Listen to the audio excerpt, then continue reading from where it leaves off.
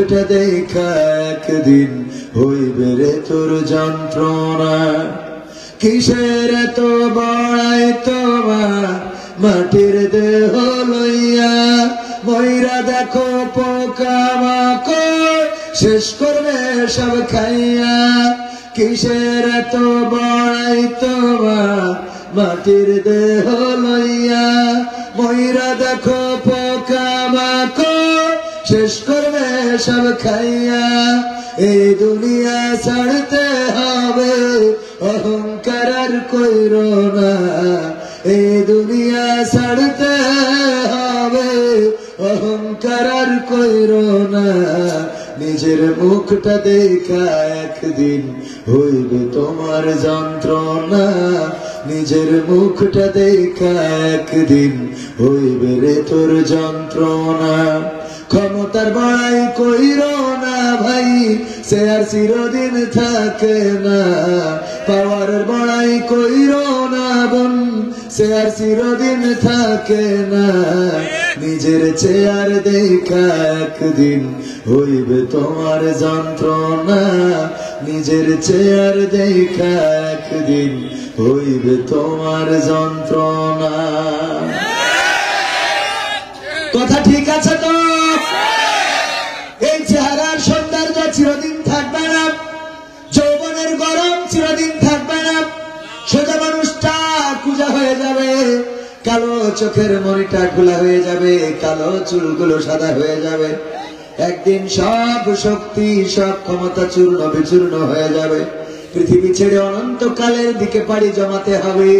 সুতরাং মারা যেহেতু যাওয়া লাগবে, যদি পরকালে বিশ্বাসী হই তাহলে সেই পরকালে আল্লাহর কাছে কি জবাব দেব, তার জন্য প্রস্তুতি নেওয়ার দরকার আছে না নাই?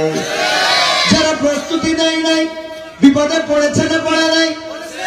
দেখেছেন আপনারা? দেখি নাই বিপদে পড়েছে কিনা? হ্যাঁ, দুনিয়ার পরের কথা যদি বলি, আমি লাস্টের 2 লাইনে বলেছি ক্ষমতার বড়াই কইরো না, চিরদিন চেয়ার থাকে না। নিজের চেয়ার দেখে একদিন অনুশোচনা হবে, কষ্ট লাগবে, অঞ্জলা নিজের বুকের মধ্যে বিধ্বস্ত হয়ে যাবে। যেই চেয়ারে আমার বসার কথা ছিল সেই চেয়ারে কে ক্ষমতা পেয়েছিল 16 বছর, ক্ষমতার অপব্যবহার করার কারণে যেই দেশ স্বাধীন করার জন্য ভূমিকা রেখেছিল যেই দল, সেই দল আজকে বিলুপ্তির পথে। বলেন ঠিক কিনা? এখন দিনের আলোতে বের হতে পারে না। শিয়াল যেমন দিনের আলোতে বেরোইলে কেউ না কেউ বিল মারে, ইট মারে, ঢিলা মারে, আছে না না? এখন দিনের আলোতে বেরোতে পারে না। কারণটা কি? 16টা বছর যদি জনগণের অধিকার, জনগণের স্বার্থ রক্ষায় কাজ করত, জনগণের পাশে যদি তার দাঁড়াতো, মানুষের যদি বাক স্বাধীনতা দিত, মানুষের যদি অধিকার ফিরিয়ে দিত। ওমর রাদিয়াল্লাহু তাআলা আনহুকে একবার খুঁজতে গেল একজন ব্যক্তি, জিজ্ঞাসা করলো তোমাদের রাষ্ট্রপতি কোথায়? এবং সেই ব্যক্তি ছিল সেই সময়ে রোমান সেনাপতির পাঠানো একজন গুপ্তচর। গুপ্তচরকে পাঠালেন, যাও দেখে আসো ওমরের প্রাসাদটা কেমন, তার সিংহাসনটা কেমন, তার নিরাপত্তা ব্যবস্থা কেমন, তার সৈন্যবাহিনী কেমন, তার শাসন কার্য পরিচালনার জন্য যারা নিযুক্ত আছে মন্ত্রী এমপিরা তারা কেমন, যাও খোঁজ নিয়ে আসো। খোঁজ নিতে আসলেন, এসে জিজ্ঞাসা করলেন তোমাদের রাষ্ট্রপতি কোথায় থাকে, তোমাদের খলিফা কোথায় থাকে, তোমাদের রাজা বাদশাহ কোথায় থাকে? বলল ওনার তো থাকার তেমন জায়গা নাই, আছে একটা ঘর, আর রাষ্ট্র পরিচালনা করেন ওই যে মসজিদে নববী থেকে। মসজিদে নববীর সিংহাসনটা কোথায়? বলল সিংহাসন বলে কিছু নাই, যে মেহরাবটা আছে মাটির বানানো, ওই মেহরাবের পরে বসে খলিফা শাসন করেন। বলল খলিফা কোথায়? বলল খলিফা গিয়েছে, তার উট হারিয়ে গিয়েছে খোঁজার জন্য। উট হারিয়ে গিয়েছে, তাই খোঁজার জন্য গিয়েছেন, উট হারিয়ে গিয়েছে। বলল নিজের উট নিজে খুঁজতে গিয়েছেন, তা কয় কিরা খুঁজে দেবে? কিরা খুঁজে দেবে? নিজের উট হারিয়ে গেছে। আর আমাদের দেশে একবার চেয়ারম্যান একজন হইলে আর মোটর সাইকেলের ড্রাইভার লাগে, চেয়ারম্যান হইলে মোটর সাইকেলের ড্রাইভার, উনি ভাই গিয়ার মারে, ঠিক না ভাই? ঠিক। আর আমি এখনো এত বড় বক্তা, প্রতি রাতে 50-60 টাকা পাই, তাও নিজের গাড়ি এখনো নিজে ড্রাইভার। এখানে আসছে কিন্তু নিজে চালাই। আর একজন মাঝে মাঝে ঝামেলা হয়, কুষ্টিয়ায় গেছি, বলছে এই হুজুরের আগে নামার দেন। বললাম গাড়িটা কোনে রাখবো বলো? হুজুরের নামার আগে। বাবা গাড়িটা পার্কিং করে কয় আপনি কথা বলতে বললাম ভাই হুজুরা মালয়েশিয়াতে রাষ্ট্রপতি প্রধানমন্ত্রী জানেন আপনি, যেহেতু বিদেশের সম্পর্ক আছে, নিজেরা নিজেদের গাড়ি, মন্ত্রী এমপি যারা নিজেরা নিজেদের গাড়ি ড্রাইভ করে, আর আমাদের গাড়ি একখান কিনার আগে ড্রাইভার ঠিক ঠিক না ভাই? ঠিক। উষগথরে কাকে বলে আপনারা কি বলেন জানি না? অলস কিলস। হ্যাঁ, এই অলস হওয়া যাবে, আয়সা হওয়া যাবে। যাই বললেন রাষ্ট্রপতি খলিফা তার উঠারিয়ে গিয়েছে, নিজে খুলতে গিয়েছেন। কয় কে খুলে যাবে? নিজে খুলতে যাবে না তো। বললো কোন দিকে গিয়েছে? বললো যে এই দিকে গিয়েছে, এই রাস্তায় এই পথে গিয়েছে। ওই লোকটি হাঁটতে হাঁটতে কিছু দূর যাওয়ার পরে দেখলেন মরুভূমির মধ্যে একটা খেজুর গাছ, খেজুর গাছের সাথে একটা উট বাঁধা, আর ওই উটের পাশেই শুয়ে আছে একজন ব্যক্তি, হাতের নিচে মাথার নিচে হাতটা দেয়া, বালিশোনায় যখন শুয়েছিলেন তখন ওই খেজুর গাছের ছায়াটা ওই জায়গায় ছিল, যখন সূর্যটা সরে গেছে ছায়াটাও সরে গেছে, গা থেকে ঘামগুলো টপ টপ করে পড়তে থাকে, বলগুলো চুষে নেয়। মানুষদেরকে জিজ্ঞাসা করলো ওই লোকটিকে, বললো ওটাই হলেন আমাদের খলিফা আমিরুল মুমিনিন হযরত ওমর রাদিয়াল্লাহু তাআলা আনহু। ওই গুপ্তচর বললেন আহারে, এই যদি হয় ওমরের অবস্থা, তার নিরাপত্তা দেওয়ার জন্য তো নিরাপত্তা রক্ষী লাগে না, তার জন্য র্যাব লাগে না, তার জন্য এনএসআই লাগে না, ডিজিএফআই লাগে না, তার জন্য ভারতের দানবরা লাগে না, আমেরিকার সৈন্যবাহিনী লাগে না, তার জন্য জাতিসংঘের শান্তি রক্ষা মিশন লাগে না। যেই লোকটা জনগণের নিরাপত্তা দেয়, আল্লাহ রাব্বুল আলামিন এই জনগণ দিয়ে তার নিরাপত্তার ব্যবস্থা করে দেয়। ঠিক না বেঠে? 16টা বছর যদি ক্ষমতার অপব্যবহার না করত, আমরা কতবার বললাম আল্লাহর জমিনে আল্লাহর দিনটা কায়েম করে দেন। অনেকেই মনে করে আমরা আসি জামাত ইসলামের কথা বলার জন্য, চরমনায়ের কথা বলার জন্য, তাবলীগের কথা বলার জন্য, হেফাজতের কথা বলার জন্য। আল্লাহর কসম করে বলি না, আমরা আসি আল্লাহ ও তার রাসূলের কথা বলার জন্য, আল কোরআনের কথা বলার জন্য। বলেন ঠিক কিনা? যদি ইসলাম ধর্ম অন্য ধর্মের মতো গতানুগতিক কোন ধর্ম হতো, তাহলে আমরা রাজনীতির কথা বলতাম না। ইসলাম ধর্ম অন্য ধর্মের মতো গতানুগতিক কোন ধর্ম নয়। এই ধর্মটা একেবারে রান্নাঘর থেকে সংসদ পর্যন্ত প্রতিটা সেক্টরে আইন আছে না নাই? প্রতিটা সেক্টরে যে আইন দিয়েছেন, কিসের জন্য? আল্লাহ রাসূলকে বললেন ওয়াল্লাযী আরসালা রাসূলাহু বিল হুদা ওয়া দীনিল হাক্কি লিয়ুযহিরাহু আলাদ দীনি কুল্লিহি ওয়ালাউ কারিহাল মুশরিকুন। আমার আল্লাহ বলেন, আমার রাসূল আমি আপনাকে দ্বীনে হক, সত্য দিন এবং হেদায়েত সহকারে এই জমিনে পাঠালাম, এই জন্য যে আপনি সব দলের উপরে আমার দলটা বিজয়ী করে দেখাবে। আল্লাহ রাসূল দেখাইছে না দেখাই নাই? আল্লাহ রাসূল দেখালেন কেমন করে? চুরি করেছেন একজন মহিলা, বিশ্বনবীর পরিবারের লোক, বিশ্বনবীর বংশের লোক, ধরা খেয়েছে, প্রমাণিত হয়েছে। আল্লাহর নবী বললেন কোরআনের আইন অনুযায়ী হাত কেটে দিতে হবে। সাহাবীরা বুঝালেন গো নবী, আপনার পরিবার, আপনার গোত্রের লোক, আপনার বংশের লোক, তারা যদি হাত কেটে দেওয়া হয় তাইলে এটা তো কেমন একটা দেখা যায়। বঙ্গবন্ধুর পরিবারের লোক হইলে মাপ আছে না নাই? এখন আছে? এখন নাই। কিন্তু এখন যারা ক্ষমতায়, আবার এই ক্ষমতা নিয়ে এইসব কথা তো কত তো চাবো। আমি খালি কিছু হেদায়েতের কথা বলি, আল্লাহ যেন আমাদের হেদায়েত নসিব করেন। বললাম তাই না? আপনার তো দেখি ডাক্তার শফিকুর রহমানের মতো হয়ে গেছে, ঠিক কিনা? আল্লাহ কবুল করুন, বলেন আমিন। সভাপতি তো এরকম হইতে হবে, আল্লাহ কবুল করুন, আমিন। ও আমার ভাইয়েরা, ভাই ভাই দ্বন্দ্ব বেঁধেছে না বাঁধে নাই? আল্লাহ বললেন ওয়াতাসিমু বিহাবলিল্লাহি জামিআ ওয়া লা তাফাররাকু, তোমরা সংঘবদ্ধভাবে আল্লাহর রজ্জুকে আঁকড়ে ধরো, তোমরা পরস্পর বিচ্ছিন্ন হইও না। 16টা বছর একসাথে মার খালাম, জেলে গেলাম, খুন হলাম, গুম হলাম, এখন 6 মাস না জাতি কি হইলো, ফাটাফাটি আছে না নাই? মানা যায়? এইগুলো করছে, এটা ষড়যন্ত্র, ফাঁদ। কি এটা? কি ফাঁদ? এই ফাঁদের পা দিচ্ছেন তো শেষ হয়ে যাবেন। এই ফাঁদে যারাই পা দিবে তারা ধ্বংস হয়ে যাবে, জনগণ থেকে বিচ্ছিন্ন হয়ে পড়বে। কারণ দাদারা কি থেমে আছে? না, থেমে নাই। এই জন্য আমার বক্তব্য হলো, মুসলমানে দ্বন্দ্ব করা চলবে না। সীসা ঢালা প্রাচীর হবে, কখনো তা টলবে না। মুসলমানে মুসলমানে দ্বন্দ্ব করা চলবে না, সীসা ঢালা প্রাচীর হবে কখনো তা টলবে না। মুসলমানে মুসলমানে দ্বন্দ্ব করা চলবে না, সীসা ঢালা প্রাচীর হবে কখনো তা টলবে না।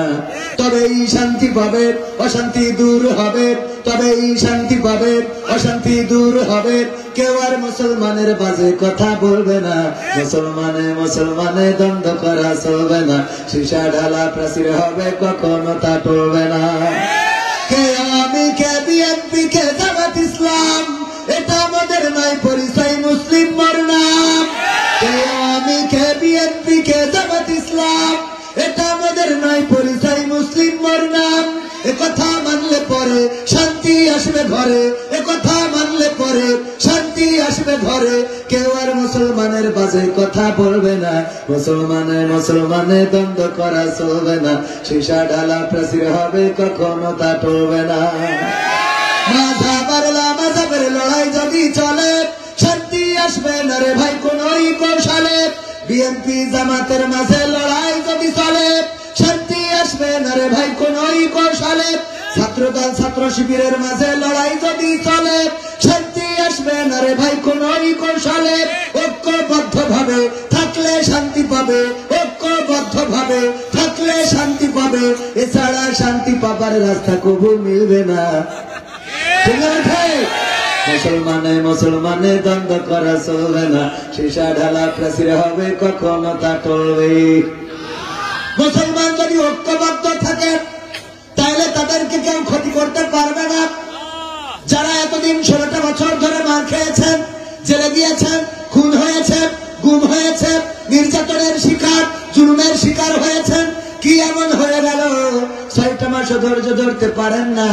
আহারে, আমি বলেছি আগে তাহাজ্জুদ পড়ে ভোট নিয়ে যদি সিয়ার রক্ষা করতে না পারে, বর্তমান সরকার তো নামাজই পড়ে না। ঠিক না বেটি? এই সিয়ারটা সরাবানে একটু ধৈর্য ধরে, একটু কি আমরা এই সমাজে কোন অন্যায় অনাচার পাপাচার কদাচার বেড়েছে না কমেছে? প্রতিনিয়ত খুন হচ্ছে। গতকালকে সিলেটে জামায়াত ইসলামী নেতাকে বাড়ি না পেয়ে তার স্ত্রীকে ছুরিকাঘাতে হত্যা করেছে, আপনারা দেখে থাকতে পারেন। বিএনপির গ্রুপিং কোন্দলে অনেক মানুষ ইতিমধ্যে নিহত হয়েছে। আগে মারতো শত্রুর, এখন নিজেরা মারেন, এটা কি ঠিক? ভাই ভাই কেন দ্বন্দ্ব? আবার ক্ষমতা চেঞ্জ হয়েছে বলে কারো কারো বাড়ি হামলা করতে হবে, কারো ঘর ভাঙতে হবে, এটাও তো ঠিক না। একটা তো ইন্ড হওয়া দরকার আছে না? আপনি একটা খুশি মারলেন, ও একটা মারলো, আপনি মারলেন, ও মারলো, আপনি মারলেন, ও মারলো, এটা কি শেষ আছে? তো একটা খাইছেন, ওকে হাত বুলাই বাড়ি চলেছেন, তাহলে তো একটা শেষ হয়ে গেল। 3 নম্বর 4 নম্বর কোন 1 নম্বরে তো ব্রেক করা দরকার, নাকি পাল্টা পাল্টি চলতেই থাকবে? হ্যাঁ, এটা করা যাবে? আসেন আমরা আমাদের সমাজটাকে গড়ার জন্য আল্লাহ রাব্বুল আলামিন কোরআন দিয়েছেন, দলমত নির্বিশেষে আল্লাহর জমিনে আল্লাহর দ্বীন কায়েম করার জন্য যদি আমরা ঐক্যবদ্ধ থাকি, কোনো ক্ষতি আছে? এই জমিনে সুশাসন প্রতিষ্ঠিত হবে তখন যখন আল্লাহর জমিনে আল্লাহর বিধান কায়েম হয়ে যাবে। কারণ আইফোন, এই যে আমার প্রতিদিন আইফোন আছে, আইফোনের এখন তো মনে হয় সিপি, কিন্তু এটা তো অনেক দামি নতুন ওই পুরাতন গুলোর যে চার্জারটা ছিল, আমার বাড়ির চার্জার, ওই চার্জার দিয়ে যদি আপনার অপুতে চার্জ দিয়ে হয়, চার্জ হবে? আবার অপুর চার্জার ওইটাই ঢুকাইলে হবে? এখন নতুন করেছে, নতুন গুলোর হয়তো হবে, কিন্তু পুরাতন গুলোর কথা বলছি। আসলে যিনি ফোন নির্মাণ করেছেন, বানিয়েছেন, যেমন গার্মেন্টস করেছেন আমাদের প্রধান অতিথি এখানে, উনার প্ল্যান আছে যে গার্মেন্টসটা কি করে চালাবে, উনার নিয়ম শৃঙ্খলা মেনে আপনার এই গার্মেন্টসে কাজ করতে হবে। বলেন ঠিক না বেশি? এখন উনি মেশিন যার ধরাই দিয়েছে সিলাই দেওয়ার জন্য, ও যদি কালসি ধরে কাটতে থাকে তাইলে হবে? যার কেসি, আপনারা কি বলেন, সিজার, কেসি, এই কেসি দিয়ে যার কাটার দরকার, বা যে মেশিন আছে, মেশিন দিয়ে কাপড় একসাথে লে সাজিয়ে। আমি নিজেও একজন গার্মেন্টসের শ্রমিক ছিলাম। আমি 4 মাস মিরপুরে 14 নম্বরে গার্মেন্টসে লেট এনেছি, কাটিং সেকশন। তো মানে আব্বা মারা যাওয়ার পরে কলেজে ফি দিতে না পেরে গার্মেন্টসে চলে গেছে। তো এই জন্য গার্মেন্টস এরও কিছু অভিজ্ঞতা আছে। সুইং এ যারা কাজ করে তারা করে। এখন কাটিং সেকশনে যে কাজ, সেই কাজ আমাদের উনার তো প্ল্যান আছে। কাটিং সেকশনে যার যে কাজ দিয়েছে, সেই কাজ যা সিলাই করতে দিয়েছে, সে সিলাই না করে কাটলে তো গার্মেন্ট চলবে না, চলবে? আবার যেখানে যে মেশিন, সেখানে সেই মেশিন, উনার মেশিন সিলাই দেওয়া মেশিন, ওখানে যদি কেউ চালু মেশিন লাগায় কাজ হবে?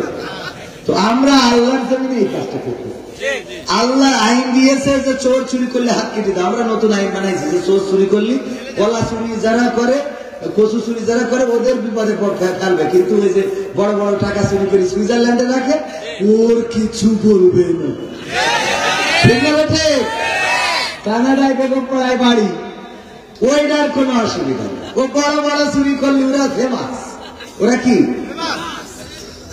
এত টাকা কি দরকার, কি প্রয়োজন? আমি কৃতজ্ঞতা জ্ঞাপন করছি আমাদের প্রধান অতিথিকে এই জন্য যে উনি গ্রাম নিয়ে চিন্তা করেছেন। এই গ্রামে, এই ভূমিতে উনি গার্মেন্টস করেছেন। আমাদের চৌগাছায় গার্মেন্টস বানিয়েছে, যশোর জেলার চৌগাছা উপজেলায় গার্মেন্টস করেছে। সেখানেও অনেক মানুষ, হাজার হাজার মানুষ কাজ করে। ঢাকার কাজ এখন ওইতে গলিতে যদি হয়, যেটা বলেছেন যে ঢাকায় যারা কাজ করে, আমাদের থাকতে হতো 4 মাস থেকেছি তো, আবহাওয়া পরিবেশ মানে এত খারাপ, মশা মাছি যা কিছু আছে। আমার তো মাঝে মাঝে মনে হয় আল্লাহ লানত না পড়লে কেউ ঢাকায় থাকতে হবে, মানে এরকম আবহাওয়া যে সব কিছুর মধ্যে।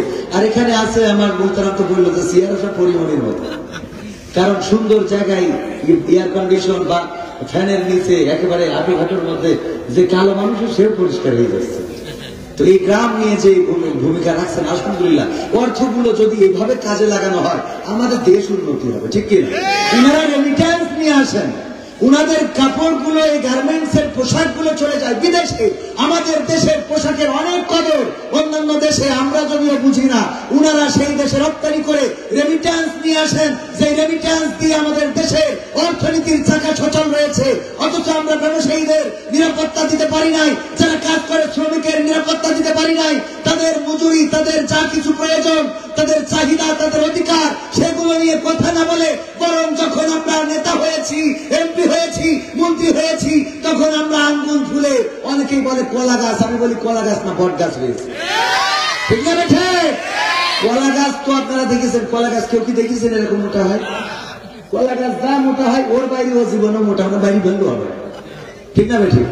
ওর যদি বলেন তুই আর একটু মোটা না হলে বাইরে ফেলবো, মোটা হবে। ওর লিমিট যে পর্যন্ত একবার কলা দিয়ে পৃথিবী ছেড়ে কিল্লা হতে চলে যাবে। কিন্তু বট গাছ ওরা সুযোগ দেন, 16 বছরে কানাডায় শিকড় ছেড়েছে, আমেরিকায়, লন্ডনে, দুবাই, সিঙ্গাপুরে, মালয়েশিয়ায়, থাইল্যান্ডে, সব জায়গায় শিকড় ছাড়া শুরু। তাহলে আঙ্গুল ফুলে কি গাছ? আবার কয় কলা গাছ, বট গাছ হয়েছে। ঠিক আছে? কিন্তু মাথায় রাখতে হবে এগুলো আমাদের কাজে লাগবে না, সব ফেলে রেখে। আমি পবিত্র কুরআনের সূরা তাহার 55 নম্বর আয়াত তেলাওয়াত করেছি প্রথমে, মনে আছে আপনাদের? এই আয়াতটা কোথায় পড়ি বলেন তো? হ্যাঁ, মাটি দেওয়ার সময় এই আয়াতটা। আমরা কত বড় যে আমাদের কাজ হলো কি উল্টা পাল্টা করা। উল্টা পাল্টা বুঝলেন? বাসালারা 2টা আয়াত নিয়েছে। কয়টা? একটা নিয়েছে লা ইলাহা ইল্লা আনতা সুবহানাকা ইন্নী কুনতু মিনাজ জালিমিন। এটা নিয়েছে যে যেন বিপদে পড়লি, পড়েছিল যেন মুসিবতে পড়লো, যেন পাল্টি খালো, জানটা বেঁচে থাকে, আর লোক মারে মরুক, ড্রাইভার যেন বেঁচে থাকে। আর একটা হলো নিশ্চয় আল্লাহ ধৈর্যশীলকে পছন্দ করে। 2টা দেখবেন বাসের মধ্যে এটা লিখে রেখেছে। কারণ কি? কারণ আপনি যাবেন সিরাজগঞ্জ, বাসে হাত মারিছেন, দাঁড়াইছে, ভাই সিট আছে, একদম ভিতরে সিট ভরা, উঠি দেখেন সিট সত্যি আছে কিন্তু খালি নেই। তো মিজাজ খারাপ হয়ে গেছে, আপনি মনে করেন হেল্পারের কলার ধরবো, হঠাৎ করে চোখ যায় যে লিখে রয়েছে নিশ্চয় আল্লাহ ধৈর্যশীলকে পছন্দ করে। তাইলে ঠিক আছে, না মাপ কেটে এরকম না। দেখবেন যেই টিরাকে পৃথিবীর সব গাছ কেটে উঠাইছে, ওই টিরাকের পিছনে লিখা গাছ লাগান পরিবেশ বাঁচান। ওই টিরাকে লিখা কি? গাছ লাগান পরিবেশ বাঁচান। আর পৃথিবীর গাছগুলো সবার টিরাকে সাজাইছে, তো সাজাইছে এত উৎসবের সাজাইছে যে কারেন্টের তার ছিঁড়ে যাচ্ছে। ঠিক না? ঠিক বললাম। এরপরে দেখবেন বাসের পিছনে লিখা আছে নামাজ কায়েম করুন। ওরে বলবেন ভাই মাগরিবের ওয়াক্ত চলে যাচ্ছে, একটু দাঁড়ান, নামাজ হবে না, বাস স্ট্যান্ডে যাই করবেন। পিছনে লিখে রেখেছি নামাজ কায়েম করুন, অথচ এই বাসই নামাজের বিরতি দেয়। দেখবেন পরীক্ষা করি, যদি মিথ্যা বলি আপনারা যাচাই করে দেখবেন। আমাদের দিয়েই বলি, আমরা হুজুরা যত ওয়াজ করি মনে হয় যে আমরা মেনে চলি, মনে হয় আপনাদের? বাটাম আগে আমাদের টানবে, তারপর আপনাদের। এত আমাদের দাড়ি দেখে, জুব্বা দেখে মনে করছেন যে হুজুর মনে হয় খুব আল্লাহ। আমি যে কত পাপী এটা জানেন কি? জীবনে এমন অনেক অপরাধ আছে যে অপরাধের খবর যদি মা জেনে যেত ভাত রান্না করে খাওয়াতো না, বাবা যদি জেনে যেতেন বাড়ি থেকে ঘাড় ধাক্কা দিয়ে বের করে দিত, যদি স্ত্রী জেনে যেত সংসার করতো না, সন্তান জেনে গেলে বাবা বলে পরিচয় দিত না। এমন অনেক অপরাধ আছে বন্ধুরা জানলে বন্ধুত্ব রাখতো না। অপরাধগুলো আপনাদের কাছে প্রকাশ হয়ে গেলে স্টেজে কথা বলতে দিতেন না। আমার অপরাধের যদি গন্ধ বের হইতো, গুনার যদি গন্ধ থাকতো দুর্গন্ধের কারণে ডানে বামে আমার অতিথিরা বসে আছেন, সভাপতি বসে আছেন, কেউ বসে থাকতো না। এমন অনেক অপরাধ আছে পৃথিবীর কেউ জানেন না। জানেন কে? আল্লাহ রাব্বুল আলামিনের চোখ তো ফাঁকি দিতে পারি নাই। আল্লাহ রাব্বুল আলামিন সব দেখেন, সব শোনেন, সব জানেন। আল্লাহ রাব্বুল আলামিন আমাদের হিসাব দিবেন। পরকালের ময়দানে বলবেন ইকরা কিতাবাকা কাফা বিনাফসিকা আল-ইয়াওমা আলাইকা হাসিবা। পড়ো তোমার কিতাব।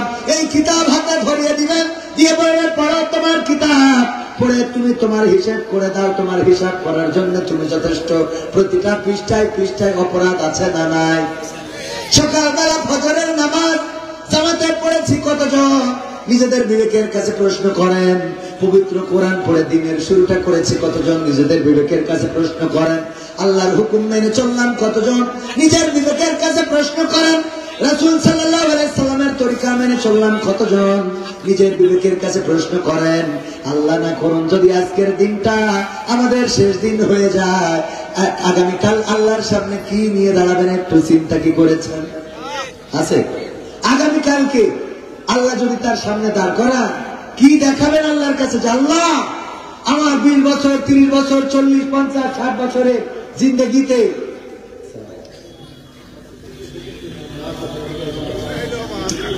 নারায়ে তাকবীর, বিশেষ অতিথির আগমন মাহফিলের পক্ষ থেকে আপনারা খুশি তো? আজকে আমরা স্টারদেরকে পেয়েছি আলহামদুলিল্লাহ। সময় আমরা বেশি নেব না, 12টার মধ্যে আমরা শেষ করব ইনশাআল্লাহ। তো আমি এখনো কিন্তু শুরু করি, মানে শুরুতে কিছু কথা বলে রাখছিলাম। বলতেছি ছোট মানুষ তো, আবার আমার মোহতারাম শ্রদ্ধাভাজন অতিথি উনিও চলে যাবেন, মনে করলাম অন্তত কিছু কথা শুনতে চেয়েছেন একটু শুনাইয়ে দিই। আমরা শুনি, শোনার এবং মানার তৌফিক দান করুন। বলেন আমি যা বলবো সেটা যেন আমাদেরও আমল থাকে, আবার আমরা যা শুনবো সেটা যেন আমরা আমল করতে পারি। আল্লাহ তৌফিক দিন। বলেন আমি আমল করলে কোনো ক্ষতি আছে? ক্ষতি তো নাই, বরং পরকালের জন্য প্রস্তুতি নিতে পারলাম। দুনিয়ার জীবন জিন্দেগি রঙিনে পৃথিবী ছাড়িতে হইবে, সাধের দেহ মাটিতে খাইবে, শূন্য হবে জিন্দেগানি। কার লাগিয়া এত মায়া এত চোখের পানি রে মন, কার লাগিয়া এত মায়া এত চোখের পানি। সন্ধ্যা হলে ডুবিবে বেলা, সাম্য হবে ভবের মেলা। সন্ধ্যা হলে ডুবিবে বেলা, সাম্য হবে ভবের মেলা। কেউ বা দিবে আখেরি গোসল, কেউ বা দিবে আখেরি গোসল, কেউ বা আনবে আতর দানি। কার লাগিয়া এত মায়া এত চোখের পানি রে মন, কার লাগিয়া এত মায়া এত চোখের পানি। এত আশার বাসা তোমার, নিমিষে যে হবে চুরমার। এত আশার বাসা তোমার, নিমিষে যে হবে চুরমার। ডাকবে ছেলে বাবা বলে, ডাকবে মেয়ে মামা বলে, সারা তো দেবে না যে তুমি। কার লাগিয়া এত মায়া এত চোখের পানি রে মন, কার লাগিয়া এত মায়া এত চোখের পানি। রঙিন পৃথিবী ছাড়িতে সাধের দেহ মাটিতে খাইবে, শূন্য হবে জিন্দেগানি। কার লাগিয়া এত মায়া এত চোখের পানি রে মন, কার লাগিয়া এত মায়া এত চোখের পানি। মাথা বলা যাবে না? বলেন ভাইয়েরা আমার, এই দুনিয়ার মায়া মমতা সব রেখে চলে যেতে হবে। সূরা তাহার ৫৫ নম্বর আয়াতে কারিমা তেলাওয়াত করেছি, সবার মুখস্থ। আমরা কবরে যে আয়াতটা পড়ি, আমরা কিছু কিছু আয়াত নিজেদের জন্য করে নিয়েছি, নিজেরাই বানিয়ে নিয়েছি। যখন কোন ব্যক্তিকে কবরে নামানোর সময় বলি বিসমিল্লাহি ওয়া আলা মিল্লাতি।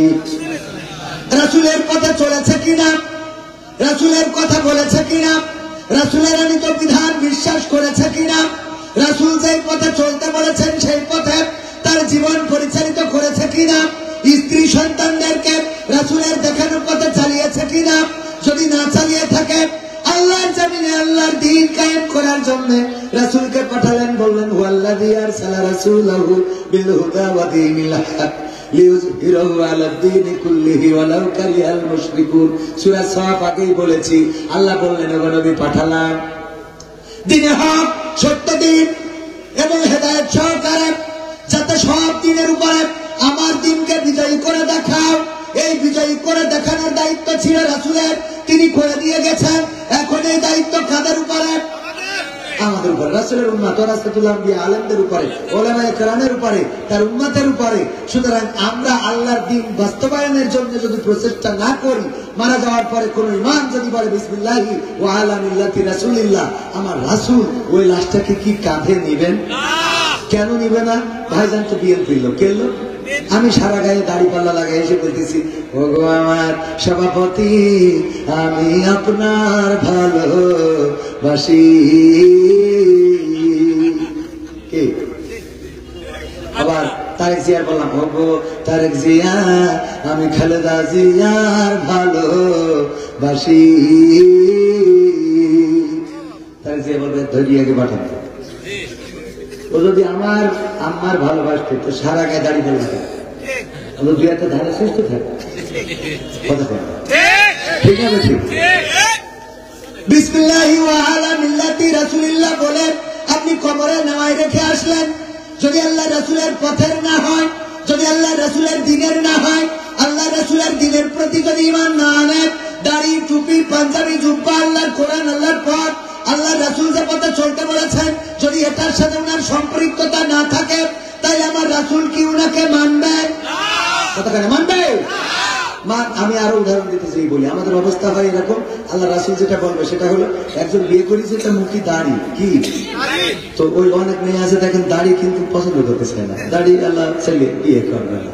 তো বিয়ে করার পরে কয়েকজন বরের মুখী দাড়ি, বরের মুখী দাড়ি, এই খেপাইছে বুড়িরা অন্যরা। তো এই জন্য বরের সাথে আর ঘুমায় না, আলাদা ঘরে বরের সাথে কোনো বলবেন। তো বর সে কি করলো, আমার ঘরেতে ঘুমায়, উনি যে বিভিন্ন পীর পরেশগার ওলিয়া উলিয়া যারা আছে তাদের কাছ থেকে বিভিন্ন পড়া পানি তাবিজ মান্দলি এই নিয়ে কোনো কাজ হয় না। তো গ্রামের এই যে আমার পাড়ার মসজিদের যে ইমাম, লোকাল ইমাম, ওনার যে ইমাম আছে, হুজুর আমি তো খুব বিপদে, আমার স্ত্রী তো আমার ঘরে শোয় না, তাই একটু যদি বলছে আমি এটা তাবিজ লিখে দিচ্ছি, বালিশের মধ্যে ঢুকাই দেবে, লিখে দিয়েছে। ওই রাত্রি ওনার স্ত্রী ঘরে এসে শুনেছে। খুশি কি?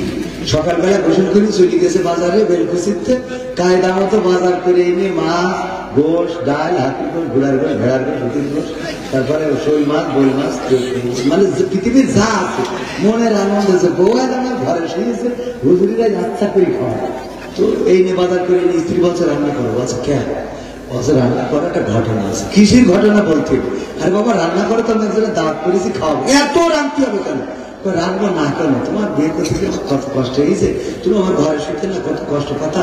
তো আমি ওই কত 8 রশি 13 রশি ফুরফুরা চন্দ্রনায় হেফাজত ইসলাম, জামাত ইসলাম, বিএনপি, আওয়ামী লীগ সব জায়গাতে তাবিজ করে দেখেছি, কাজ হয়নি। আমার পড়া মসজিদের ইমাম সাহেব তাবিজ করে দেশ, ওই রাতে তুমি আমার ঘরে এসে শুয়ে যাও, এই জন্য হুজুর একটু দাওয়াত করতে আছে। বলছে আমি হুজুরের তাবিজ দিয়ে তোমার ঘরে এসে শুয়েছি, তোমার কিরা বললো? কালকে তো তুমি আমার ঘরে এসে শুনবে, কালকে ঘরে এসে শুয়েছি কে জন্য তা শুনবা না, কে জানে? কাল যে ঘরে শুই ওই ঘরে শিখ গেটি চোর ঢুকেছি, চোর ঢুকে এক এক করে সব নিয়ে গেছে। ঘরের মধ্যে যে সোনা দানা গয়না গাঠি আইলা সাইলা বাইলা যা ছিল সব নিয়ে যেয়ে লাস্টে খালি আমি একা আছি। ওমা দেখি আমার দেখি আর সে কি তাকাইছে, আমি মনে করলাম আমারও কি নিয়ে যায়, ভয় তোমার ঘরে আসে। বলছে আমার স্ত্রী রে তুই তো ঠিকই সেই আমার ঘরে এসে শুলি, তাই তো আগে আসলি তো অন্তত মাল কিছু রক্ষা করতে পারত। কথা বোঝেন না?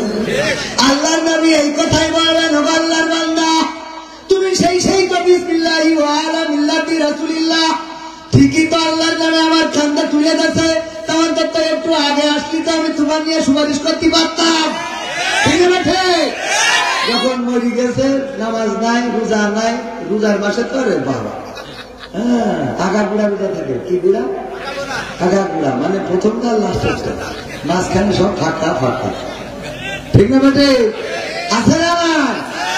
রোজার মাসে রোজা নাই, নামাজ নাই, হজ নাই, যাকাত নাই, আল্লাহ রাসূলের কান্দে। তবে এখনকার ইমামদেরও কৈফিয়ত দিতে হবে, যদি ওই যে তবে ইমাম যারা বোঝে ওরা আবার একটু খোঁজ নেয়, যে মারা গেছে সে কোন পন্থী, তা যদি কয় ভারতপন্থী তাহলে বলে বিসমিল্লাহি ওয়া আলা মিল্লাতি নরেন্দ্র মোদী।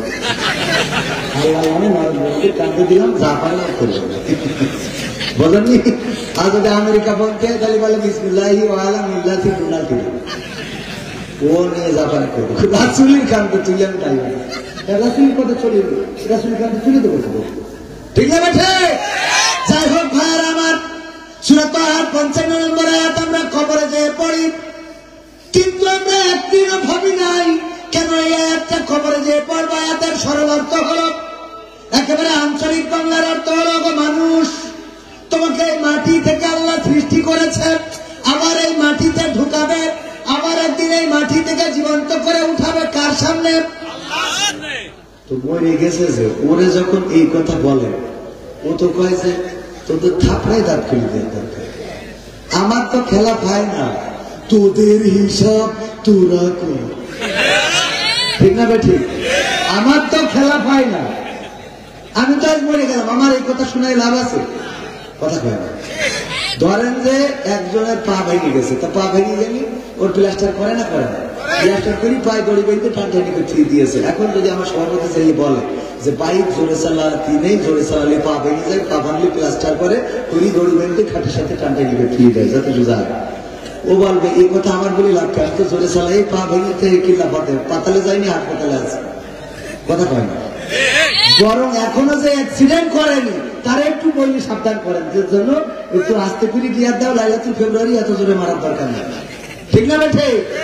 এত জোরে গিয়ার মারি না, তাহলে পা ভাঙবে, হাসপাতালে যাবা, প্লাস্টার করি টাঙাইতে হবে। এই কথা যে অ্যাক্সিডেন্ট করিনি তাকে বলতে হবে। কথা ঠিক আছে তো দাদা? যে অ্যাক্সিডেন্ট করেছে তার যদি বুঝার থাকে ওর মেজাজ খারাপ হবে না? তো কবরে যেই যখন পড়েন নামানোর সময় বিসমিল্লাহি ওয়া আলা মিল্লাতি রাসূলিল্লাহ, আমার ধারণা ওই মুর্দা যদি কোনোভাবে কাপড়ের হাতটা বের করতে পারে তো খাবারটা বসাবে। তো তুই আমার সাবধান করতেছিস, তুই এখন যে দোকান বিড়ি টানবি। কথা কয় লাশ মাটিতে থিয়ে এসে দোকানে সিরিয়ালের সামনে বসে খাই, পরিমাণের লাগা ওর বলেছিল যে মাটিতে তো বানাইছে, মাটিতে ঢুকে মাটিতে উঠাবে, ওর সাবধান করিয়েছে ওই সময় পরিমাণেরটাও দেয়, একটু পরিমাণেরটা লাগা। ঠিক না? ঠিক আছে না? নাই? তাইলে আপনি সাবধান হওয়ার দরকার আপনার, বরং ওর দরকার ছিল পড়া উল্টো এদের কাছে যে বিসমিল্লাহি কি মিনহা খলাকনাকুম ওয়া ফিহা নুঈদুকুম ওয়া মিনহা নুখরিজুকুম তারাতান উখরা। এই আল্লাহর বান্দা বাড়িতে এই সাত দোকানে বসিস নে, কারণ এই মাটিতে বানাইছে আমার মতো ঢুকাবে, আবার একদিন কিন্তু উঠাবে, উঠে বাটন টানবে। কথা কি বোঝা গেছে? তাহলে এই আয়াতটা আমরা কবরে নিয়ে যে লাগালাম কেন? কারণ হইলো আমাদের শেখ হাসিনা যেমন লাগাইলো লাকুম দীনুকুম ওয়ালিয়া দিন, সব খালি এই আয়াতটা লাগে। কথা কয় যে ধর্ম নিয়ে কোনো জবরদস্তি নেই, যার ধর্ম সে করো। ও ঠাকুর ঘরে যাই বলো ওম শান্তি নমো নমঃ, মা দুর্গা ঘোড়ায় চলে এসেছে। কথা কয় মানে ওইটা লাগবে। ওই আয়াতের ব্যাখ্যা কোনতে কমে নিয়ে যে কোথার পানি কোথায় লাগাইছে, আইবো আপ উইগো ডাউন, আইবো আপ উইগো ডাউন বলছে কি হই, বলছে গোডাউনি উই লেগেছে তাই দেখি গরু খাচ্ছে। আইবো আপ উইগো ডাউন, এই হলো ওর বাংলা। তো যাই হোক, এখন সব মিলাই অত কথার দিকে না যাই, এই আয়াতটা আমরা কবরে যে পড়ি, এই পড়া যাবে না, কবরে পড়া যাবে না। পড়তে হবে কোন, একটু শিখাই দেবো আপনাদের, শিখাই দেবো। কবরে পড়া যাবে না বলতে ডাইরেক্ট নিষিদ্ধ হবে, মানে পড়লে গুনাহ হবে তাও না, বেদাতও না, এটা দাঁত। অনেকে আবার সব কাজের মধ্যে বেদাত খেয়েছে, এরকম আছে না? ক্যারাম বোর্ড খেলে, ওর কোনোদিন বলিনি যা জানতেছে চলো মসজিদে যাই। তাস খেলে, ওর কোনোদিন বলিনি খেলা বাদ দাও চলো মসজিদে যাই। সিগারেট খায়, ওর কোনোদিন বলিনি বিড়ি খেলো চলো মসজিদে যাই। বরং মসজিদে যাইতে বলে হাত কানে বান্ধি যাও, আছে না? আমি না আসতে বললি না, জোরে বলতে হবে, জোরে বললে কেন? এগুলো আছে না? এইগুলো নিয়ে মাথা ফাটাফাটি করে। মসজিদও আলাদা, এইগুলো মাযহাবপন্থীদের, এইগুলো আহলে হাদিসের, মালা মাযহাবীদের। এরা মসজিদ বানাইছে না বানায় না? এক ইমাম সাহেব এক মসজিদ ইমামকে করতেছে, শোনে যে এখানে দুই গ্রুপ আছে, যখন আহলে হাদিসের গ্রুপ পাওয়ার পায় তখন মাযহাবপন্থীদের দাম থাকে না, মাযহাবপন্থীরা যখন পাওয়ার পায় আহলে হাদিসদের দাম থাকে না। ও যেই শুনিয়েছে যে হাত বান্ধা নিয়ে, আমিন বলা নিয়ে, এগুলো নিয়ে খুবই গোলমাল হয়।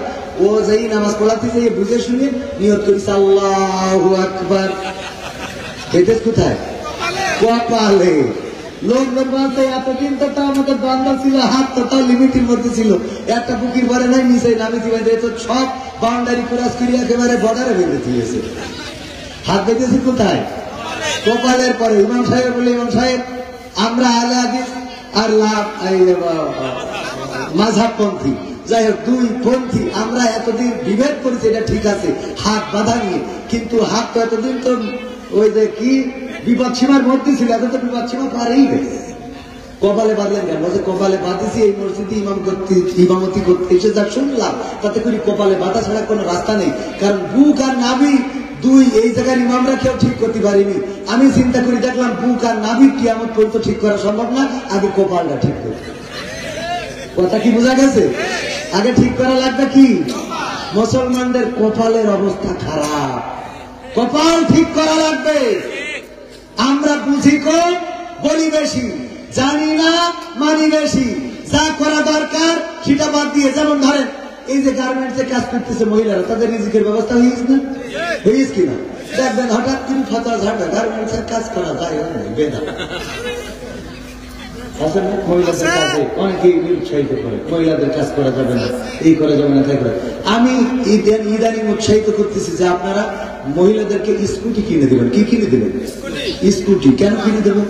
আমি চিন্তা করে দেখলাম, আমার চিন্তাই বলে, একে বেলকুচি থেকে কেউ যদি সিরাজগঞ্জ যাইতেছে, এখন যে ইজি বাইক, অটো, আপনারা কি বলেন? Auto, easy bike. ধরেন একজন যাবে, খুব ইমার্জেন্সি, সভাপতি সাহেব ফোন দিয়েছে এক্ষুনি আসতে হবে, খুব খারাপ অবস্থা সিরাজগঞ্জে, অটোতে উঠবে, সিট একটাই খালি আছে, বাকি সব পুরুষ, ওনার না উঠলে আছে না। এই জায়গায় দাঁড়ায় ওই যখন হাত উঁচু করে, এই ইজি বাইক দাঁড়া, হাত উঁচু করলে মহিলা মানুষ 2টা 4টা 5টা ইজি বাইক জায়গা নেই, চলে গেল। প্রতিটা দুটা মানুষের সাথে কথা বলতে হলো, কথা কয়। এই মহিলাটা দাঁড়ায় কথা বলতে হলে হাত উঁচু করতে, যে বডি চেহারা সৌন্দর্য হয়তো দেখেও থাকতে পারে। এরপরে যখন বসলে পুরুষদের সাথেই বসতে হয়, ঠিক না? দেখি মুখোমুখি বসতে হয়, পাশাপাশি বসতে হয়, এর মধ্যে টাচিং আছে না? না। যদি একটা স্কুটি কিনে দেন, গিয়ার দিয়ে চলে আসবে, কোনো অসুবিধা আছে? না কারোর সাথে ধাক্কা লাগলো, না কারোর দাঁড়াতে বলতে হলো, কিছু হইলো। আর আপনার এইগুলো আমরা ফতোয়ার সময় খুব ষোলো আনা বুঝি না যে কোন জায়গায় কোন ফতোয়া দিতে হবে, ঠিক না? ঠিক মুরব্বীরা মসজিদে যায়,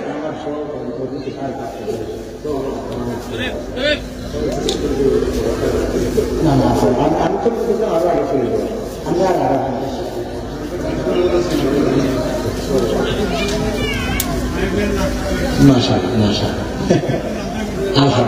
না আমি দেখছিলাম যে যাওয়ার জন্য বলছিল, উনি বললেন আরো 10 মিনিট থাকবো। শুক্রিয়া। এখনো তো গজল শুরু করি, আপনি সভাপতি, আপনারা কি গার্মেন্টস বই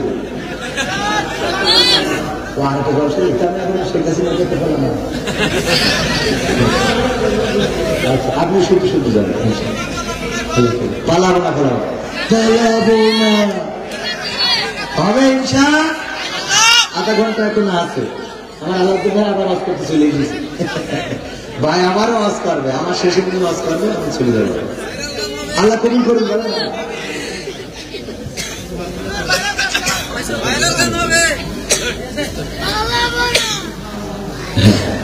আলহামদুলিল্লাহ আবার বলছিল যে আরেকটা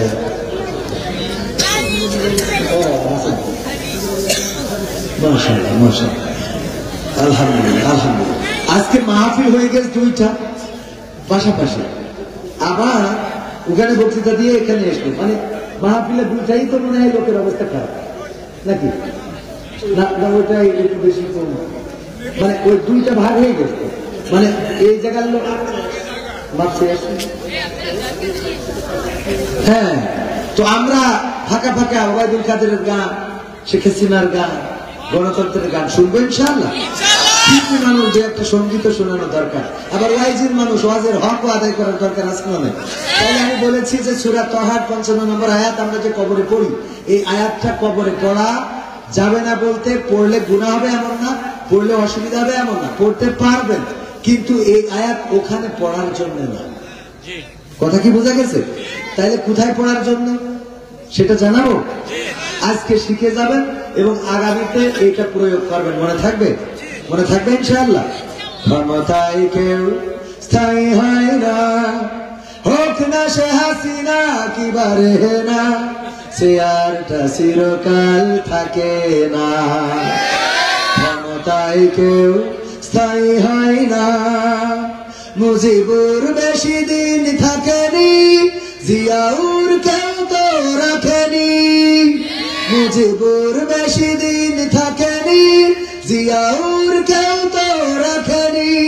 এরশাদ চলে গেছে পৃথিবী ছেড়ে, এরশাদ চলে গেছে পৃথিবী ছেড়ে, কেউ আজ তার কথা কয় না।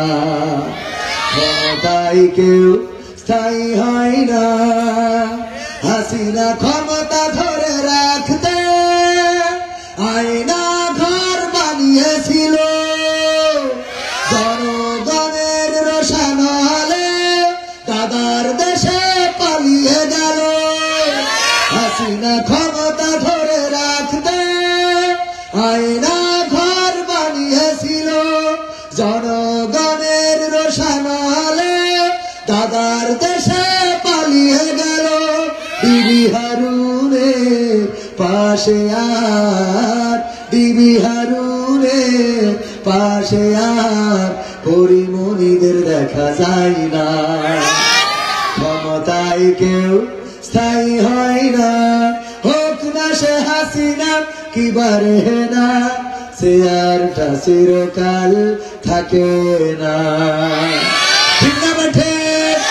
এই চেয়ার চিরকাল থাকবে না, কবরে যেহেতু যাওয়া লাগবে, সুতরাং সেই কবরের খোরাক জোগাড় করার দরকার আছে না নাই?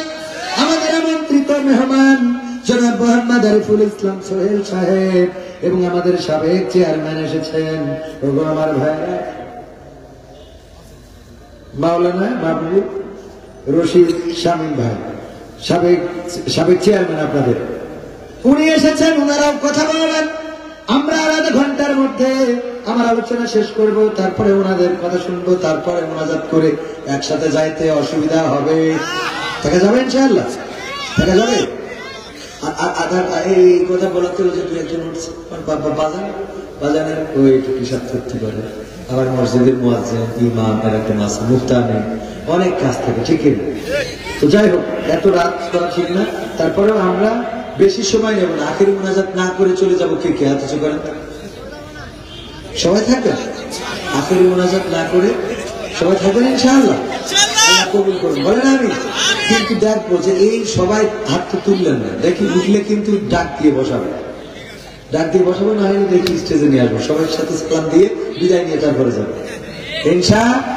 দুইটা মাহফিল পাশাপাশি, মানে শ্রোতা ভাগ হয়েছে, ওরাও শান্তিতে নেই, আমরাও শান্তিতে নেই। জামাত বিএনপি যেমন পাটাপাটি চলতেছে না, 16 বছর একসাথে থাকলাম, একসাথে মার খেলাম, রাজপথে, মিছিলে, মিটিং এ, সংগ্রামে, জেলখানায়। শাখা চৌধুরী তো বলেই ফেললো যে আমি দেলোয়ার হুসাইন সাইদির সাথে ফাঁসির কাস্টে ঝুলতে চাই।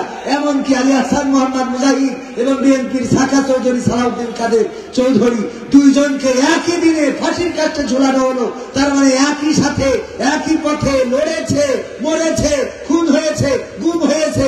কি এমন হয়ে গেল এখন যেন একজন আরেকজনের ছায়া মারাতে চাই? ঠিক না বেঠিক? এর মধ্যে দাদারা ঢুকে গেছে। কারা ঢুকেছে? দাদারা ঢুকেছে। এর মধ্যে ঢুকেছে এর মধ্যে ঢুকেছে নিষিদ্ধ ঘোষিত ছাত্র সংগঠনের কর্মীরা, এর মধ্যে ঢুকেছে ওই জুলুমবাজের প্রেতাত্মারা। তারা ঢুকে তাদেরকে কাঠি করতেছে যে জামাত যদি পাওয়ার নিয়ে চলে তোমাদের ক্ষমতার তেজ মারা যায়। এই জন্য ওরা মনে করছে তাইলে তো ঠিক আছে বেকার। অথচ দুই ভাই একসাথে থাকলে কোনো অসুবিধা আছে? আমাদের অবস্থা এখন এমন যে ওই দুই ভাই যাচ্ছে রাস্তায়, যাইতে এক জায়গায় মরুভূমি, ওই জায়গায় পানির পিপাসা লেগেছে, তো বললো ভাই পানিটা একটু আমি খাই আগে। আমি খাই। হঠাৎ পানি পড়ে গেছে, ওখান থেকে হু হা হা হা করে এক ধরতে বেশি উঠেছে। এতদিন তো আটকে ছিলাম, তোরা আমার বাঁচাইছিস পানি দিয়ে, তোদের আমি 3টে স্বপ্ন পূরণ করবো। বল কি স্বপ্ন, কে আগে চাবি? তো বলছে যে আমি বড়, আমি আগে চাই। ছোট ভাই বলছে না আমি আগে চাই। আমি বড়, আমি আগে চাই। না আমি আগে চাই। দুই ভাই তর্ক বিতর্ক। দৈত্য বলতেছে এই তোরা তর্ক করতেছিস না, যে প্রথমে চাবে সে যা পাবে, পরে যে পাবে সে তার ডবল পাবে। এবার বড় ভাই বলছে ছোট ভাই তুই তাহলে আগে চাই। ছোট ভাই বলছে না তুই আগে চাই। বলে না তুই আগে চাই। তুই বড় না তুই আগে চাই। এই তর্ক বিতর্ক। দৈত্য বলতেছে সব বাদ, তোদের মধ্যে বড় কে? তো বলছে আমি। বলছে তুই তাহলে আগে শুরু কর। তো বলছে দৈত্য ভাই এক কাজ করে, আপনি ব্যাংকে 20 কোটি টাকার ব্যবস্থা করে। তো বলছে তোর 20 কোটি টাকা ব্যাংকে অ্যাকাউন্টে দিয়ে দিলাম, তোর ভাই হয়ে গেল 40 কোটি। কয় কোটি?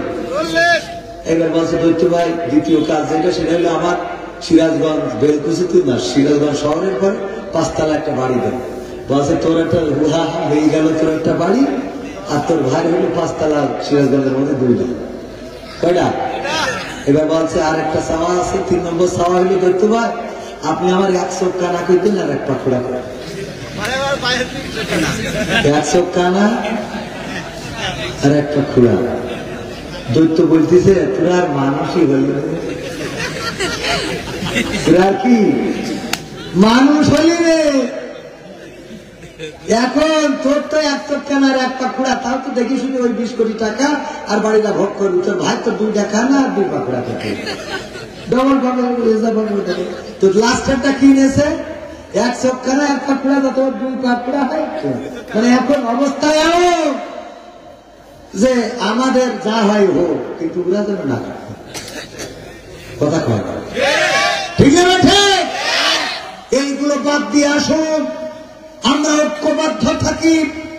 ঐক্যবদ্ধ যদি থাকতে পারি তবে এই দেশে শান্তি শৃঙ্খলা ফিরে আসবে। যদি ঐক্যবদ্ধ না হয়, দাদাদের ষড়যন্ত্র থেমে নাই। আজকেও পত্রিকার নিউজ হলো এই দেশের আওয়ামী লীগেরা তাকিয়ে আছে ভারতের উপরে, তারা কি করেন সেটা দেখে।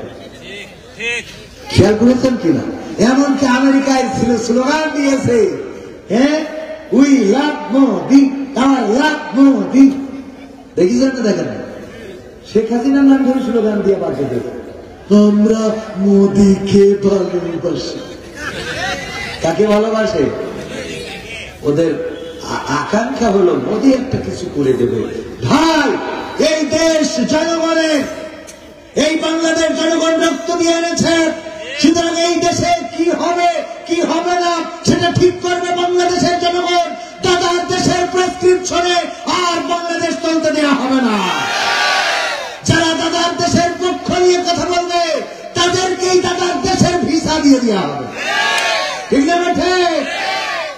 দাদার দেশ দিয়ে আমাদের দেশ চলবে না। আমাদের দেশ দাদার দেশ প্রতিবেশী হবে, ঠিক না? ঠিক।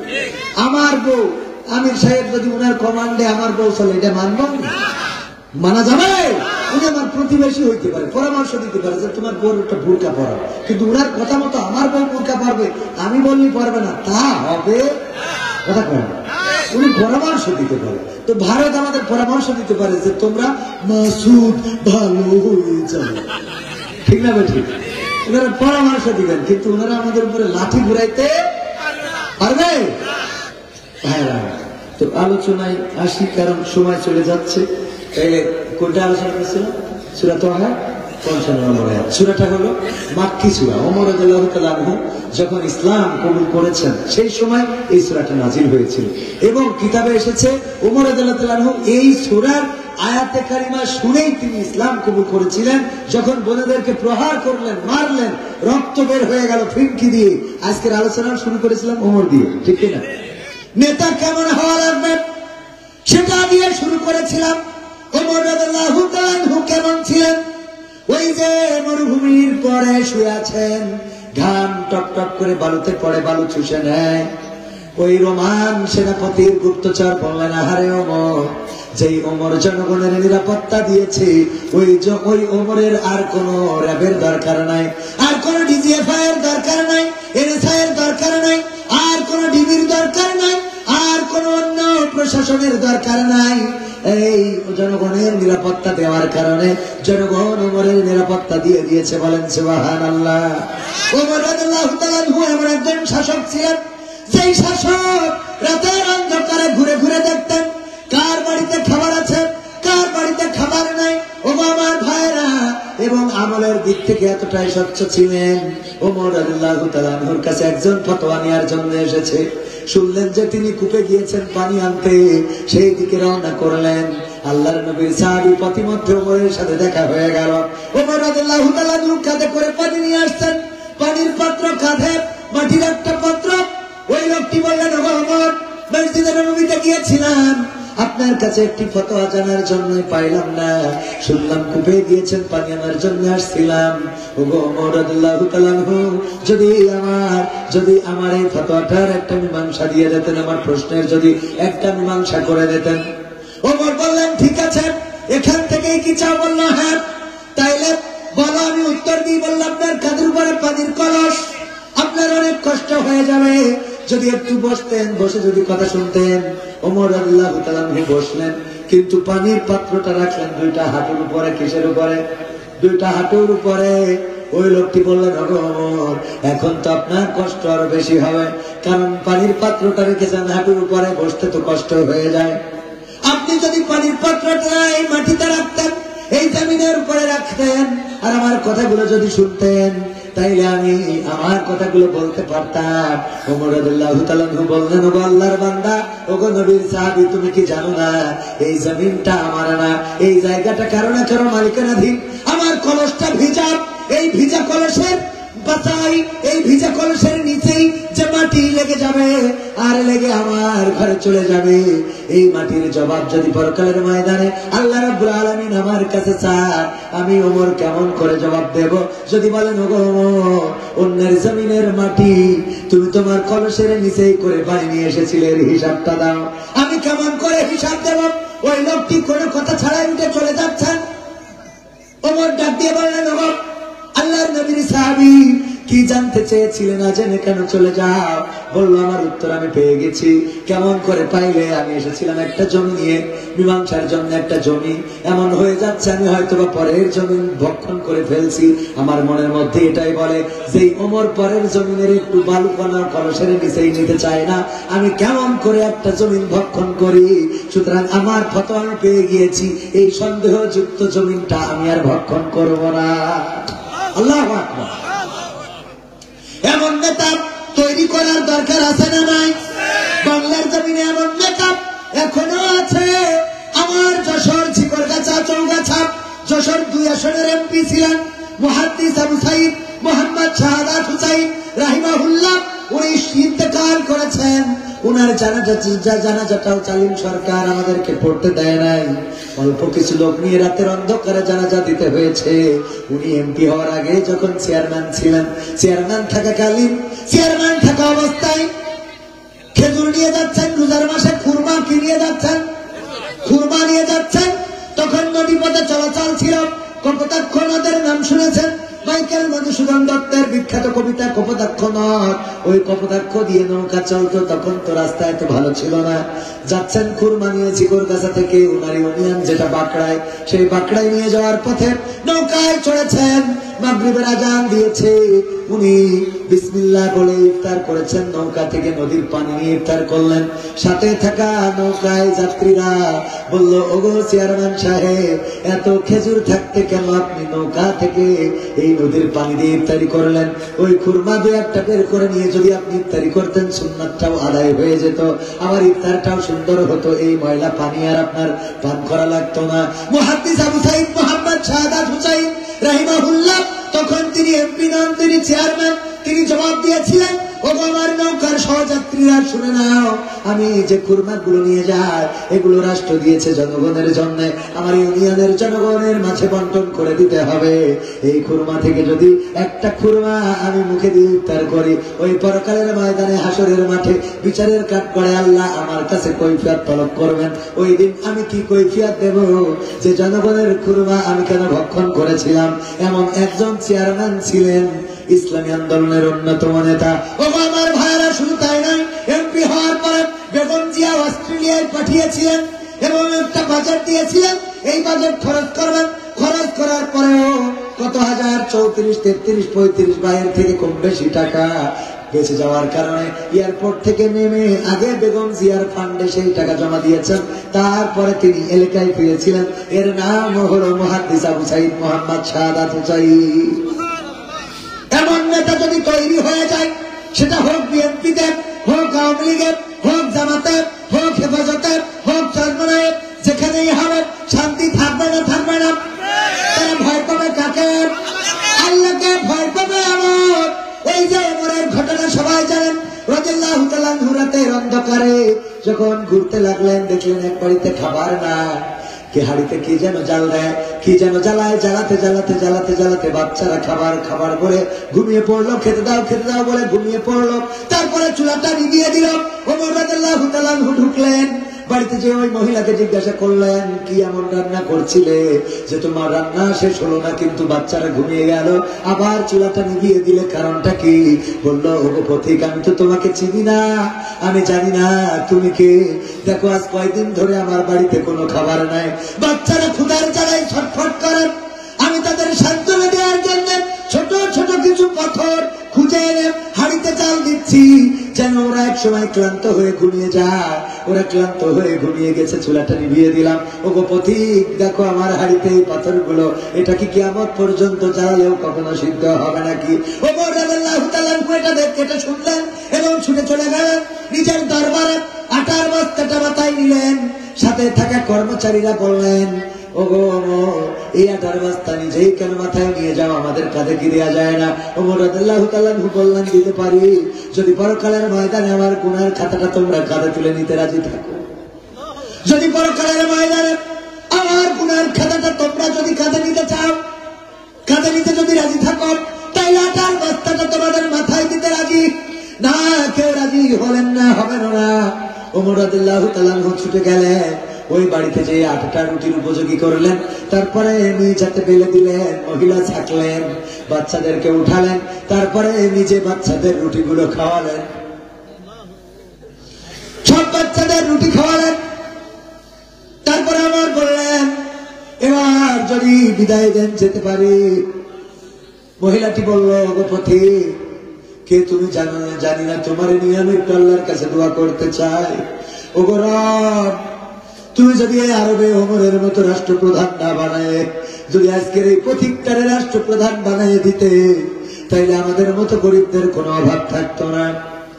ওমর রাদিয়াল্লাহু তাআলা আনহু বললেন, আগামীকালকে মসজিদে নববীতে দেখা করব, মসজিদে নববীতে দেখা করলে সেখানে আমি থাকবো, তোমাদের আরো কিছু ব্যবস্থা করে দেওয়া যায় কিনা ট্রাই করব। পরের দিন মহিলা গেলেন, যে অবাক হয়ে গেলেন, দেখলেন কালকের সেই পথিক, আরে কেউ নয়, যিনি আরবের রাষ্ট্রপ্রধান, তিনি গতকালকে নিজের হাতে রুটি বানিয়েছে, কে খাইয়েছে। এমন নেতা বাংলাদেশে দরকার আছে না নাই?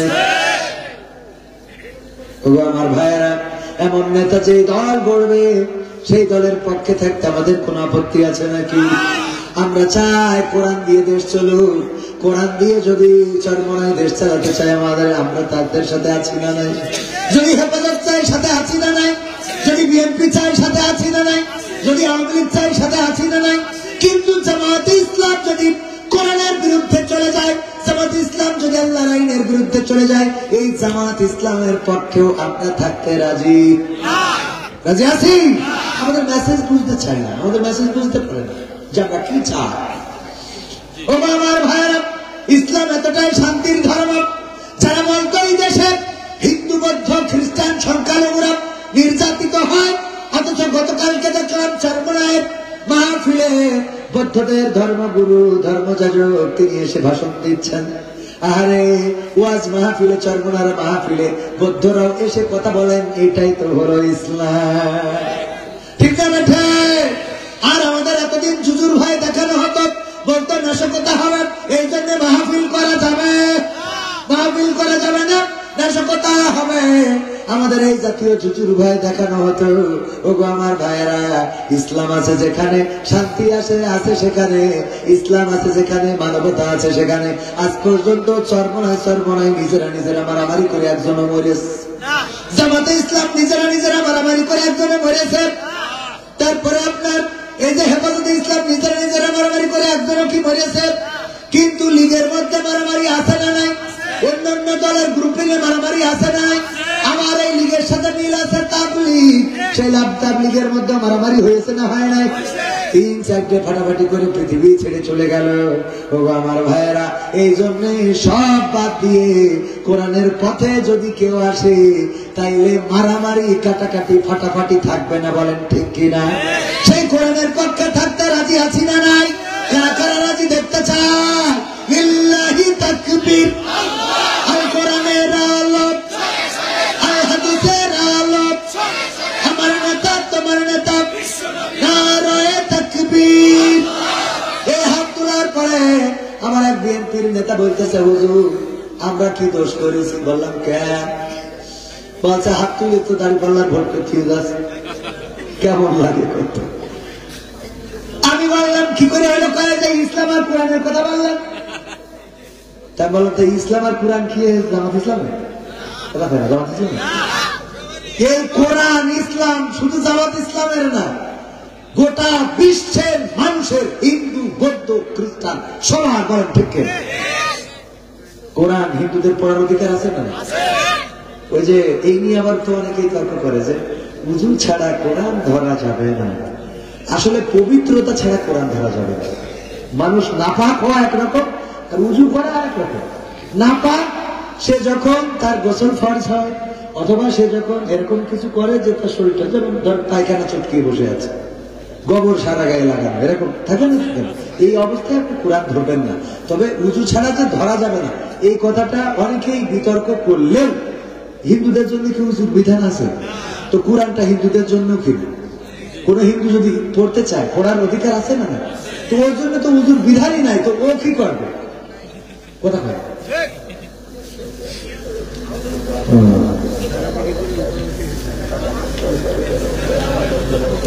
তো যাই হোক, এখন হিন্দু বৌদ্ধ খ্রিস্টান সবার কোরআন ধরার অধিকার আছে না? আছে। মানে কি? কয়েকদিন আগে দেব চৌধুরী বলে একজন ইসলাম কবুল করলো, ক্রিকেট সাংবাদিক, ক্রীড়া সাংবাদিক। সে বললো আমি তো আরবি পড়তে পারি না, কিন্তু আমার বাড়ি বাংলাতে অনুবাদ করা 3টা কোরআন আছে এবং আমি সেগুলো পড়েই উদ্বুদ্ধ হয়েছে। দেখেন, একজন হিন্দু, তার তো উজুর বিধান নাই, সে যদি কোরআন না পড়তো ওই দেব চৌধুরী হয়তো ইসলামের ছায়ায় আসতেন না, ঠিক কিনা? যাই হোক, অত তর্ক বিতর্কের মধ্যে যাবো না। যারা মনে করেন যে উজু, তবে উজু করেই ধরা উত্তম, আপনি উজু ছাড়া ধরতে পারবেন না এমন না, কিন্তু উজু করে ধরা উত্তম, এ নিয়ে আবার বিতর্ক করা যাবে না। আমার নিয়ে কেউ এটাও বলবেন না যে হুজুর বলে গেছে যে নাবাক অবস্থায় করে ধরে, মানে একরকম বললে এরকম বোঝেন। যারা উজু করে ধরে না, আলহামদুলিল্লাহ, এটা ধরবেন। আমিও উজু করেই ধরি, আমিও এরকম না যে আমি উজু করে ধরি না। আমার আলে হাদিস ভাইরা মাঝে মাঝে কয়, হুজুর আপনি যে কথা বলেন, যে একটা গান গাইছিলাম শিক্ষিত বেঈমান, এই নিয়ে তো খুব আমি বলি যে যেই মসজিদে আমিন জোরে বলে, ওখানে আমার আমিন জোরে বলতে কোনো অসুবিধা নেই, কারণ রাসূলের জীবনে আমিন জোরে বলেছেন, হাত বুকের পরে বাদ দেওয়ার কোনো অসুবিধা নেই। রাসূল সাল্লাল্লাহু আলাইহি ওয়াসাল্লাম বেরিয়েছেন, রাসূলকে জীবনে একজন দেখেছে, একবার দেখেছে, এই দেখে চলে গেছে। যেমন ধরেন হজে গিয়েছে, তো তুরস্ক থেকে হজে এসেছিল, সে রাসূলকে দেখেছে কয়দিন? একদিন দেখে চলে গেছে। সেদিন দেখেছে, ওই দিন রাসূল কোনো কারণে দেখা যাচ্ছে এক হাত বেঁধে নামাজ পড়ছিল, হইতে পারে, সহিহ হাদিস। কারণ সে রাসূলকে সাল্লাল্লাহু আলাইহি সাল্লামকে দেখার সুযোগ পেয়েছে কয়দিন? একদিন। এখন তো সারা রাসূল নবুয়ত পেয়েছে 23 বছর, এর মধ্যে 13 বছর তো চলে গেছে মক্কায়, বাকি 10 বছর মদিনায়। এই 10 বছরে শরিয়া প্রণয়ন করেছে আল্লাহ, শরিয়া দিয়েছেন। এই 10 বছরের মধ্যে যারা দেখেছেন, কেউ 1 মিনিট দেখেছেন, কেউ 1 ঘন্টা, কেউ 5 মিনিট, কেউ 20 মিনিট, যারা কাছে ছিল তারা একটু বেশি দেখেছেন, ঠিক না বেঠিক? এই জন্য অনেকেই বলে এত পার্থক্য কেন? এই যে ভাইজান আজকে সাদা পাঞ্জাবি গায়ে দিয়েছে, তার অর্থ এই না যে উনি প্রতিদিন সাদা পাঞ্জাবি গায়ে দেন, ঠিক না বেঠিক? তো আমি যেদিন বেলকুচিতে আসিছি এসে বললাম আমাদের নেতা জামাত ইসলামের নেতা আরিফুল ইসলাম সোহেল সাহেব উনি তো সাদা পাঞ্জাবি গায়ে দেন। তো আপনারা সবাই যারা জামাত ইসলামের নেতা কর্মী সবাই সাদা পাঞ্জাবি গায়ে দেন। তো সবাই সাদা পাঞ্জাবি গায়ে দিয়ে ধরলো। এখন উনি আরেক মাহফিলে আলাউদ্দিন ভাই ছিল, দেখেছে উনি কালো পাঞ্জাবি গায়ে দিয়ে এসেছে। আলাউদ্দিন ভাই উনার এলাকায় যে প্রচার শুরু করেছে জামাতের আমাদের নেতা, উনি তো কালো পাঞ্জাবি গায়ে দেয়, সবাই কালো পাঞ্জাবি গায়ে দাও। তাহলে উনারটাও ঠিক আমারটাও, কথা কি বোঝা গেছে? মত পার্থক্য এই জায়গায়। এবার আমি বললাম না কালো গায়ে দেওয়া যাবে না, আর উনি বললেন না সাদা গায়ে দেওয়া যাবে না। এই ফাটাফাটিটা হলো খারাপ। কথা কি বোঝা গেছে? ইসলাম বুঝলি খুবই সহজ, এর বাইরে কিছুই না। খালি শুধু পাঁচপালি না মাটি টুকু, পাগড়ি না রুমাল, জুব্বা না খাটা পাঞ্জাবি, এতে কোনো ফায়দা নেই। বাইতুল মুকাররমের খতিব উনি সুন্দর করে এ ব্যাপারে বলে দিয়েছেন যে রাসূল এগুলোকে আমাদের বাধ্যবাধকতা করেন না। উনি আমাদের পোশাকের ব্যাপারে, সতরের ব্যাপারে বলে দিয়েছেন নাভি থেকে টাকনু পর্যন্ত। যাই হোক, এত দূর আমরা না যাই। মনে আছে তো কি শোনাতে চাইছিলাম? কি সূরা তাহার ৫০ নম্বর আয়াত কোথায় পড়া লাগবে এটা শোনাবো না? এটা শোনাবো। আর ওবায়দুল কাদেরের গান ঢাকা ঢাকা, এরা তো ভাইরা গেছে, এই গানটাও তো শোনাতে হবে না? হবে না? এই গানটাও শোনাতে হবে। তো এই দুইটা কাজ আমি করতে চাই, আপনারা শুনতে তো রাজি আছেন?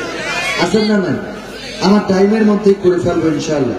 মাহফিল কর্তৃপক্ষের মসজিদ, এই মসজিদের জন্য একটু আমাকে হাত বাড়ানোর জন্য অনুরোধ করেছেন। আল্লাহ নবী বলেছেন যে মসজিদ বানালো, যেমন মসজিদ সে বিনির্মাণ করে রেখে যায়, আল্লাহ তার তেমন একটা ঘর জান্নাতে বিনির্মাণ করে দেন, বলেন সুবহানাল্লাহ। তো এই মসজিদের জন্য আপনাদের কাছে একটু হাত বাড়াচ্ছি। আমি টাকা পয়সা তো অনেকেই অনেক কিছু দিয়েছে, আমি আপনাদের কাছে একটু সিমেন্ট চাই। কি চাই? সিমেন্ট নেবো না আগে নগদ দেবেন? আমিও না দিয়ে শুরু করতে চাই। আমার ক্যামেরা পার্সেন্ট করি, আমার ক্যামেরা পার্সেন্ট।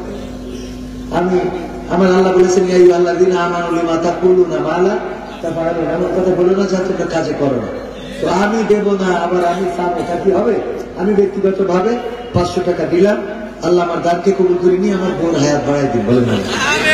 আমার যা হয় বাড়িটা ঠিক না, আমি ঠিক মতো বাড়ি থাকতে পারি না, তো দুয়ার সময় তৈরি করে। তো আমি যেহেতু দিলাম, এখন আপনাদের কাছে একটা ভাই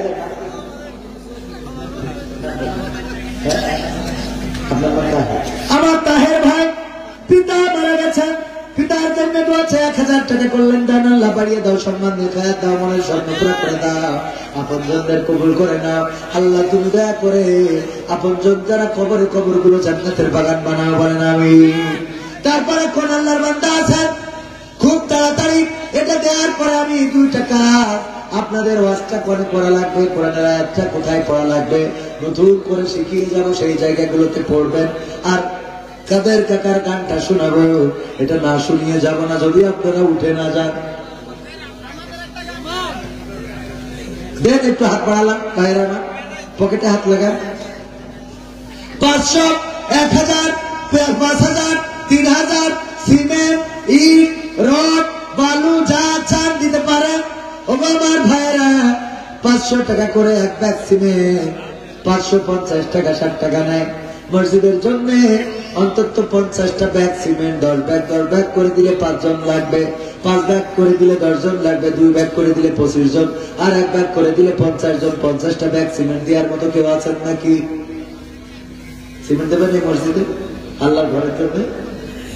ভাইরা আমার, আল্লাহর ঘরের জন্য যদি একটু পকেটে হাত লাগা, 5000, 10000, 2000, 3000, 500, যে যা পারেন খুব তাড়াতাড়ি অতি দ্রুত।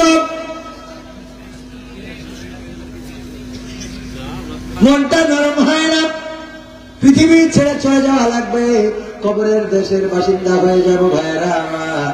এই জন্য আল্লাহর ঘরে যদি কিছু দিয়ে যান তাড়াতাড়ি তাড়াতাড়ি। আরে আমার ভাই সিমেন্ট দেবেন 10 ব্যাগ, আছেন কেউ? আরেকজন 50 টাকা আল্লাহ দানকে কবুল করো, দেখা দাও, মনের স্বপ্ন পুরা করে দাও, আপনজনদের কবুল করে নাও। ওগো আমার ভাইয়েরা, 500, 1000, 2000, 3000 সিমেন্ট, 5 ব্যাগ, 2 ব্যাগ, 3 ব্যাগ কোন আল্লাহর বান্দা আছেন? গোলাম মুসলমান, মাশাআল্লাহ, নারায়ে তাকবীর। চাইছি 50 ব্যাগ, তার মধ্যে 20 ব্যাগ দিয়ে দিলেন গোলাম মোস্তফা। আল্লাহ তার দানকে কবুল করে নাও, দেখা দাও, মনের স্বপ্ন পুরা করে দাও, আপনজনদের কবুল করে নাও। আল্লাহ যারা কবর দেশের বাসিন্দা, কবর গুলো জান্নাতের বাগান বানাও। ব্যাগ নিয়ে যায় ভিতরে, চার পকেটে দিয়ে দেন, প্যাকেটে তাড়াতাড়ি ব্যাগ গুলো নিয়ে যায়। ভলেন্টিয়াররা ব্যাগ নিয়ে ভিতরে গিয়েছেন, পকেটে হাত দেন, পকেটে যা আছে দিয়ে দেবেন।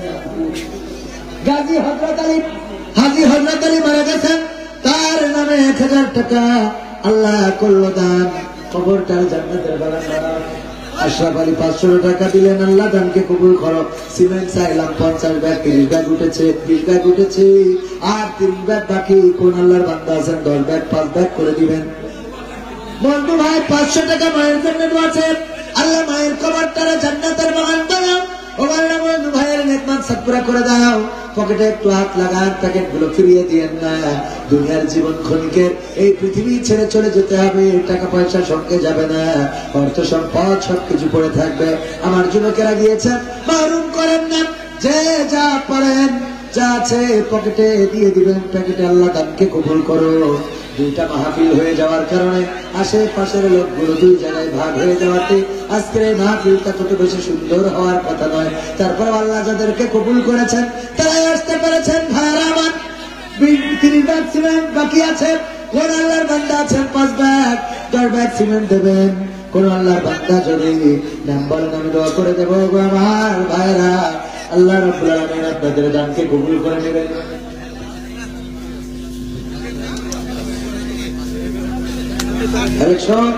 দেবেন না, 30 ব্যাগ সিমেন্ট দেওয়ার মতো লোক পাওয়া যাবে না।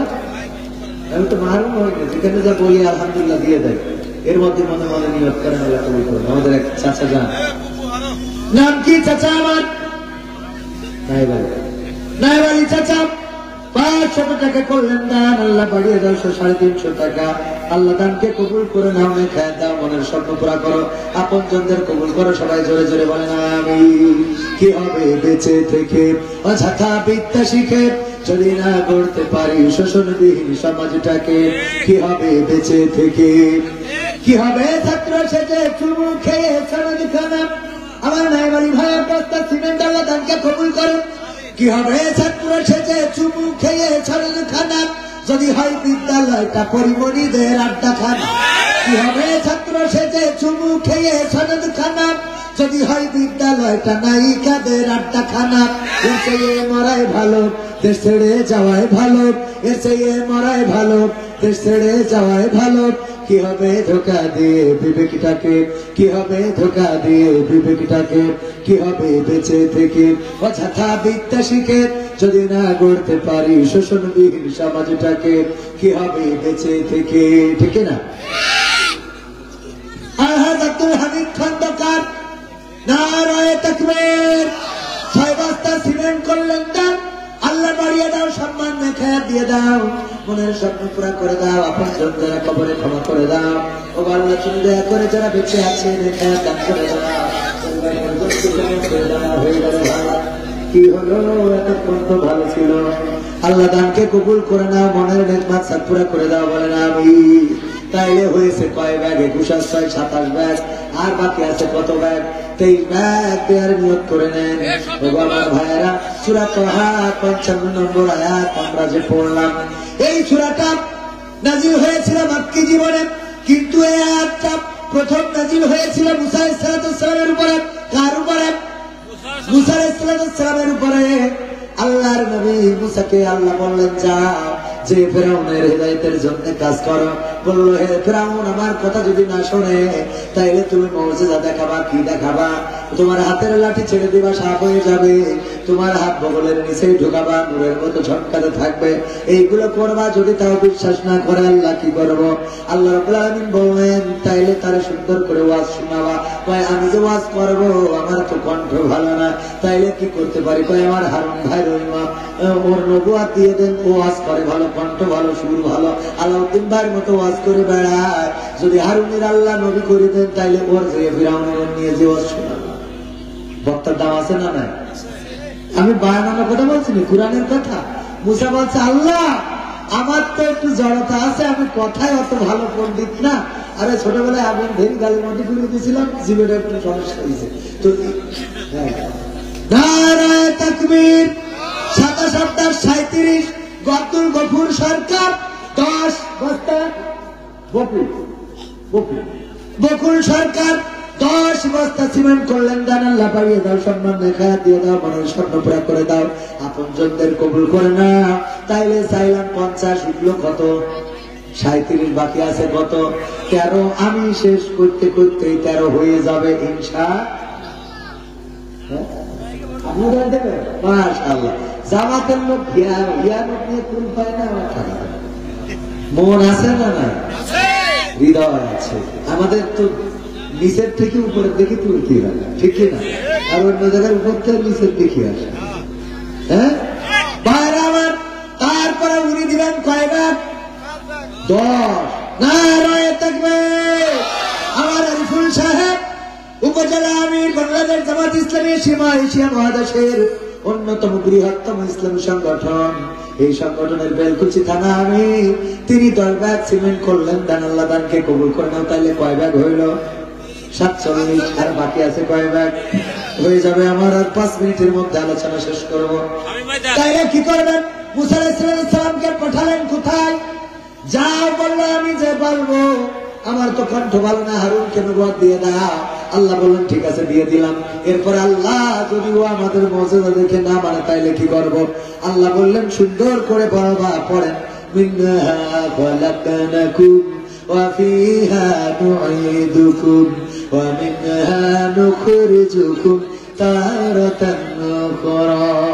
সুন্দর করে পড়বা। ওগো ফেরাউন, এই মাটি থেকে তোমাকে আল্লাহ সৃষ্টি করেছে, আবার মাটিতে একদিন তোমারে ঢুকাবে, আবার মাটি থেকে তোমাকে জীবন্ত করে উঠাবে। সুতরাং কিসের ক্ষমতার বড়াই, কিসের চেয়ারের বড়াই, কিসের পাওয়ারের বড়াই, সব ভুলে যে আল্লাহর প্রতি নিবেদিত হয়ে যাও, তওবা করে ফিরে আসো। এই ওয়াজ শুনালেন মুসা আলাইহিস সালাম কাকে? আর আমরা শুনাই কাকে? বড় মানুষের। তার মানে সবচেয়ে বড় জায়গায় শুনানো ওয়াজটা সবচেয়ে নিচে নিয়ে গেছে। কথা কি বোঝা গেছে? এইবার কোরআন খুলে ভালো করে খুঁজে দেখেন, যা বললাম ঠিক না বেঠিক। সুলাইমান ভাই 1 বস্তা সিমেন্ট আল্লাহ দানকে কবুল করে খায় দাও, আর 2 ভাগ হইলেই 50 হয়ে যাবে, হাফ সেঞ্চুরি। সার্জেন্ট ফজলু ভাই উনি নিজেই 2 ভাগ দিয়ে 50 পুরা করে দিলেন। আল্লাহ দানকে কবুল করে খায় দাও, মনের স্বপ্ন পুরা করে দাও। তাইলে এইবার আসেন, এই আয়াত কোথায় পড়তে হবে? ডক্টর ইউনূসের কানে কানে যেয়ে বলতে হবে।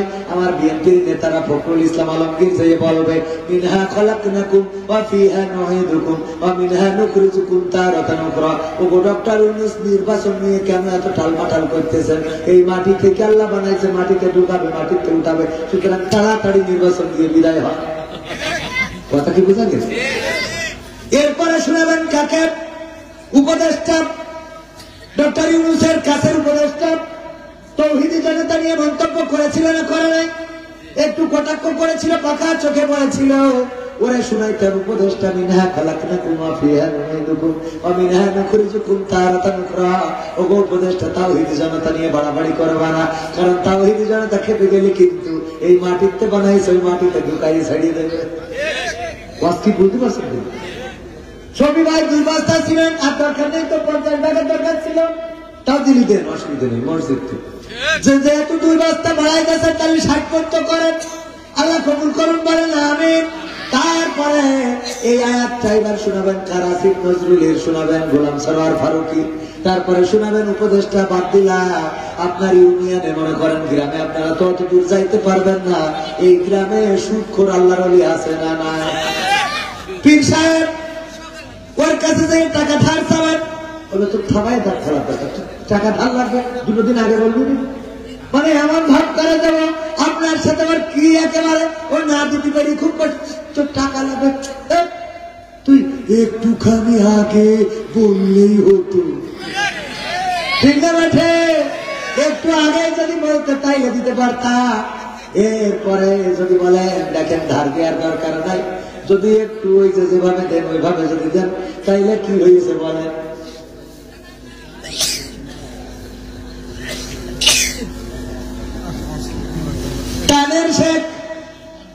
কানের শেখ বঙ্গবন্ধুর পরিবারের লোক, কানের শেখ মারা গিয়েছেন। আসলে বঙ্গবন্ধুর পরিবারের না, শেখ গোষ্ঠী আছে না নাই, উনি ইন্তেকাল করেছেন। উনার ছেলে 1000 টাকা করলেন দান, আল্লাহ বাবার কবরটারে জান্নাতের বাগান বানাও, জান্নাতের সিঁড়িতে সাক্ষাতের ব্যবস্থা করে দিও, বলেন আমিন। তাইলে এবার কি হলো? এই আয়াত পড়বেন, সুদখোরের কাছে যায় বলবেন মিনহা খলাকনাকুম ওয়া ফিহা নুঈদুকুম ওয়া মিনহা নুখরিজুকুম তারাতান উখরা। ওগো সুদখোর, এই টাকা নিয়ে কোনে যাবা? এই মাটিতে বানাইলো, মাটিতে ঢুকাবে, মাটিতে উঠাবে। এরপরে যুবকরা লাইলাতুল ফেব্রুয়ারিতে চলে গেল, অনেক মেয়ে আছে বলেছিল 3 পিস কিনে দিবা, তা না হইলে তোমার মোটরসাইকেলে যত গিয়ার দাও আমি কিন্তু চড়বো না। আছে না নাই?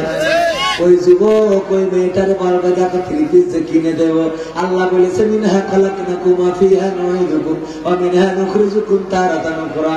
তোমার এই চেহারার সৌন্দর্যে পাগল হলে হবে না, আল্লাহ মাটিতে বানাইছে, মাটিতে ঢুকাবে, মাটিতে উঠাবে, তার কাছে হিসেব দিতে হবে। সুতরাং তোমার সাথে আমার হবে না। কথা কয় না? মেয়েরাও শোনাবে, কোন ছেলে যদি বলে আই লাভ ইউ, তোমাকে ভালো লাগে, বলেন মিনহা খলাকনাকুম ওয়া ফিহা নুঈদুকুম ওয়া মিনহা নুখরিজুকুম তারাতান উখরা।